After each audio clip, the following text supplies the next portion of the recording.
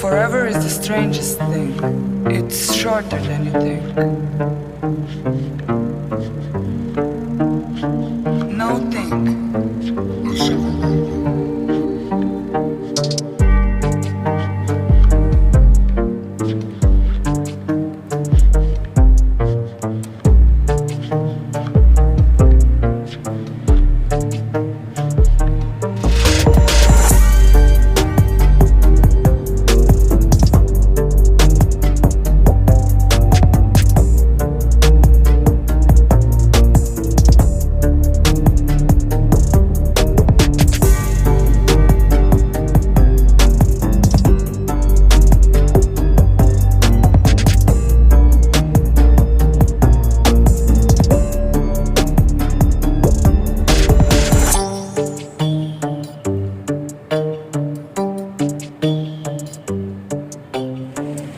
What's up mga idol? Welcome back sa ating YouTube channel. Again, nandito tayo sa ating paboritong dealer, Kawasaki Leisure Bikes Pangasinan from Wiltec.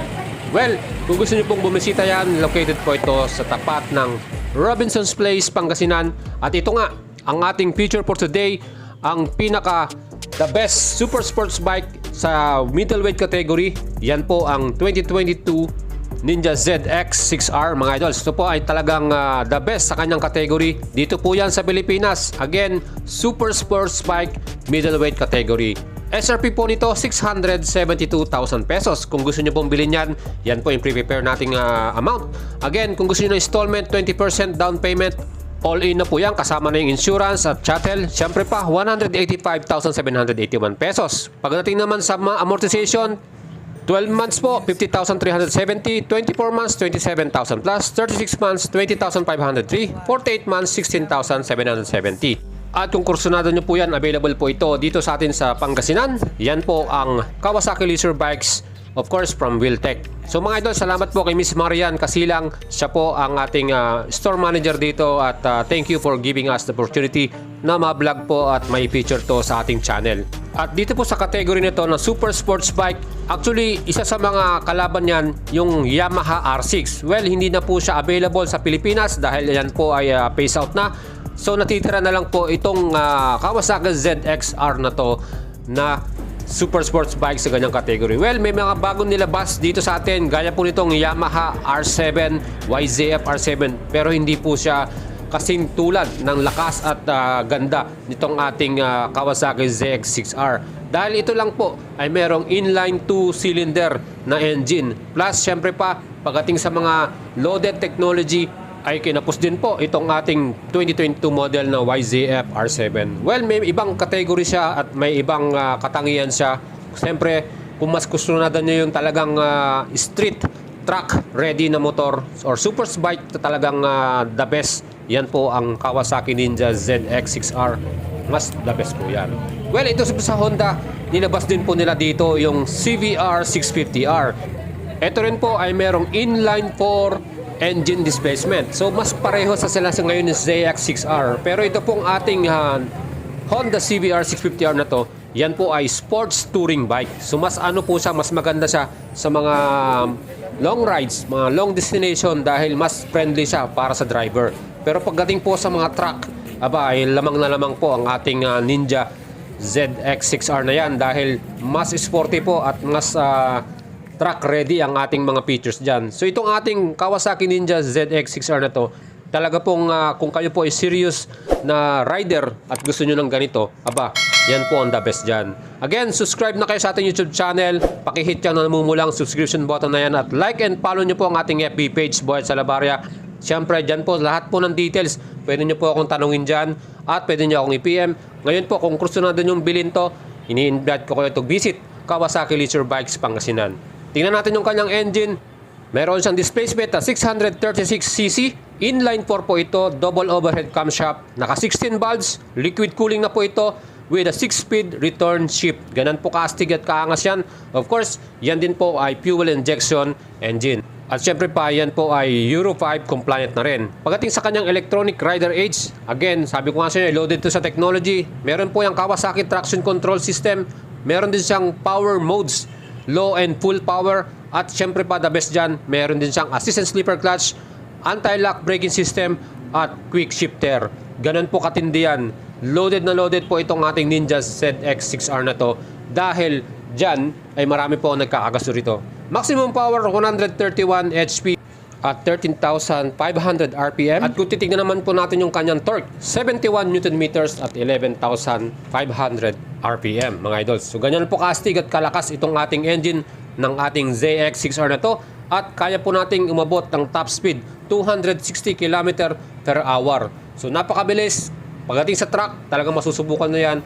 At isa sa nagustuhan ko rito mga idols, yung kanyang front suspension. Yan po ay gumamit ng Showa 41mm separate function fork big piston. Fully adjustable po yung ating rebound and damping para sa ating harapan na suspension. Sa rear suspension, naka bottom link unitrack gas charge po. At meron siyang 25-way spring preload at fully adjustable din. So pagdating sa ating mga suspension, pwede nating i-tune, depende po sa ating requirement. So ganun po kastig at kaganda itong ating Ninja ZX6R na to. Kaya po talagang mapapabili ka nito. At pagdating sa braking system, again, equip po ito ng dual anti-lock braking system. Sa harapan, naka-dual semi-float 310mm na pedal disc style. Radial mount po ito. At may 4-piston Nissin caliper. Ganun po kaganda ang ginamit nilang parts dyan. Kaya ahead po ang ating super sports bike na to dahil na rin sa mga parts na ginamit or mga brand na nilagay nila. Pagdating sa suspension, Showa brand. Pagdating sa kanilang brake, Nissin caliper. So talagang very reliable, matitibay po yan mga yan. Of course, sa kanya namang liguran na bahagi, ang kanyang rear brake, 220mm po ang sukat ng pedal style disc na yan. At yan po ay may single piston Nissin caliper. Of course, yan din po ay equipped ng ating anti-lock braking system. At ang ating pong mga wheels ay meron pong 17-inch na sukat. Again, front tire size 120/70 by 17 at yan po ay tubeless. Pagdating naman po sa ating likuran na bahagi ng tires, ang sukat naman po niyan ay 180 by 55 by 17. Of course, yan din po ay tubeless. At kung makikita nyo po yung ating exhaust muffler, no, yan po ay made of aluminum. Of course, pagdating sa sound, again, napakaganda niyan dahil inline 4 to. Fuel tank capacity nitong ating ZX6R, 17 liters pong may kakarga natin dyan. At ang average fuel consumption natin, 16 to 20 km per liter. At malayo na yung mararating natin dyan, 270 km bago maubos yung 17 liters natin na gas na full tank natin.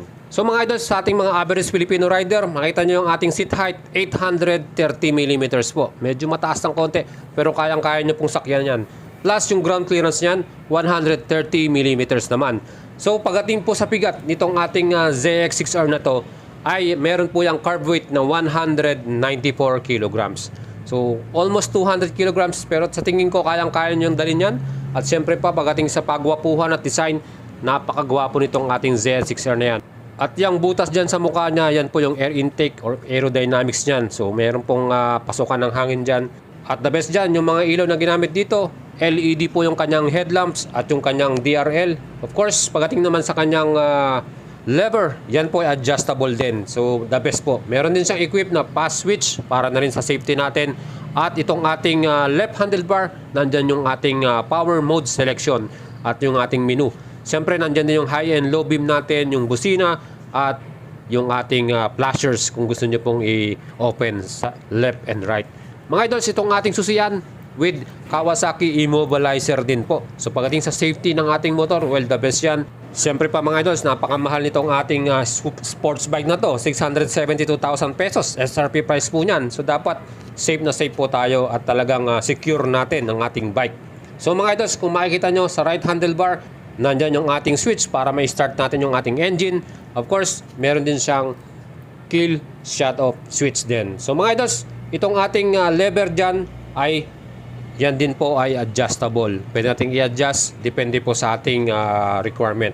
Pagdating naman sa ating dashboard, yung kanyang dashboard, combination po yan ng analog tachometer at fully digital. Makita natin yung mga mode selection natin dyan, yung ating traction control, ABS indicator, of course, digital din po yung mga yan.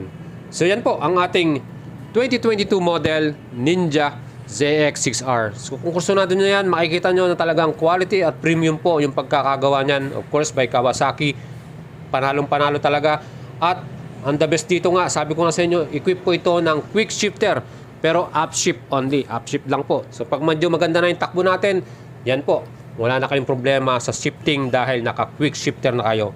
So pagdating po dito sa ating bagong motor na to, available po ito sa ating kaibigan na dealer.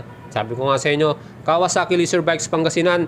Kung gusto natin na yan, pwede nyo po silang tawagan at i-PM sa kanilang FB page or bumisita po kayo sa kanilang showroom. Available po yan, nakaka-display po yan dyan. Siyempre, para sa akin, kaya nga meron tayong idol dyan, si Idol Jao Moto, no?